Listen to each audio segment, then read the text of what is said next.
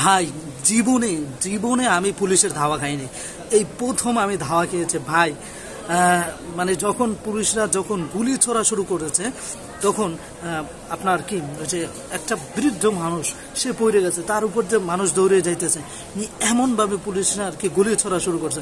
আমি এই মুহূর্তে একটা নিরাপদ স্থানে আমি অবস্থান করেছি।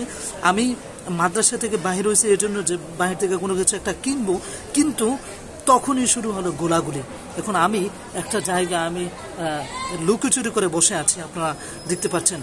আমি প্রচণ্ড পরিমাণে ভয়ের ভিতরে আছি যে পুলিশের গুলি আমার শরীরে পড়ে কিনা।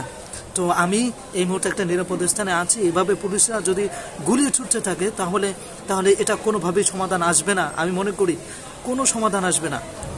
এখন উচিত সরকারের পক্ষ থেকে এবং ছাত্রদের পক্ষ থেকে তারা সমন্বয় করে একটা দল গঠন করে বসা এবং বসে সিদ্ধান্ত নেওয়া যে কী করা যেতে পারে।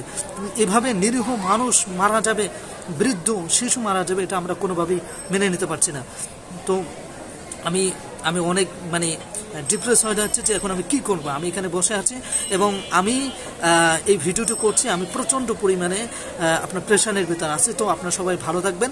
এটা হচ্ছে যাত্রাবাড়িতে এই ঘটনা মাত্র ঘটেছে, আজকে 4 তারিখ এই ঘটনা ঘটেছে।